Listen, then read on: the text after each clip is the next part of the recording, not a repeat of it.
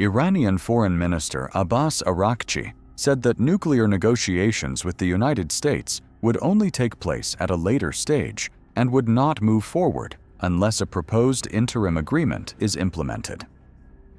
According to Iranian state television, Araghchi said the interim deal must first be carried out before any discussions on nuclear issues can begin. These negotiations, which will lead to the end of the war, are envisioned in two stages. The first stage is a memorandum of understanding to be signed between Iran and the United States. Then, negotiations for the second stage will begin, and subsequently, in the second stage, we will have a final agreement. We postponed the nuclear issue to the final agreement for various reasons, as it was truly impossible to discuss it under current circumstances. The demands they had were in no way acceptable.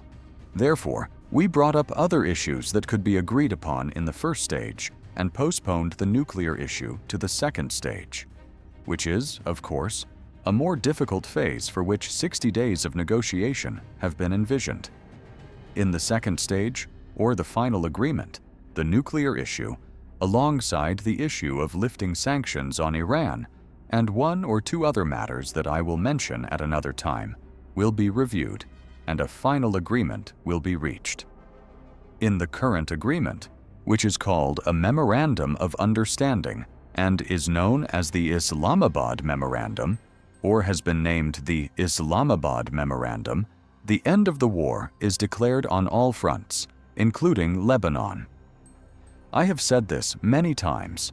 We have never forgotten Lebanon in this war, because Lebanon and Hezbollah of Lebanon have, in any case, fought alongside the people of Iran in this war, and we will never leave them alone. In the ceasefire that was announced, the ceasefire was on all fronts, including Lebanon. Now, putting aside the fact that the Zionist regime violated it multiple times, to which Hezbollah responded, we responded wherever necessary, and in my opinion, this response itself was another strategic achievement.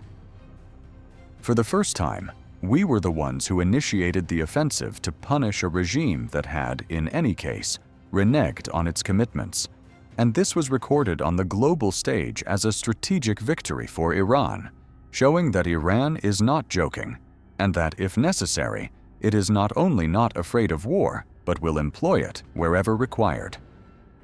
There is the issue of lifting the naval blockade, the discussion of what topics the next round of negotiations will include, the Iranian nuclear issue, the issue of lifting sanctions, and the topic of reconstruction, which has been proposed here in the form of a reconstruction and economic development plan, the mechanisms of which will be agreed upon during the subsequent negotiations, along with other issues that will arise.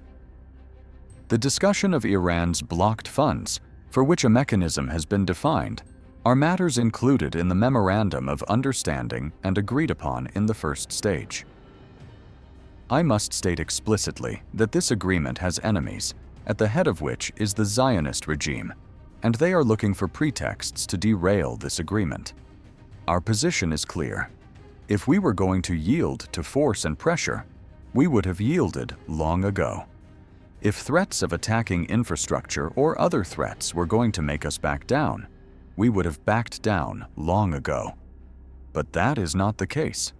Very clear messages were sent to the other side that threats have a reverse effect. If you want to move toward an understanding, the rhetoric must change. If you want to move toward threats, pressure, and war, we are ready.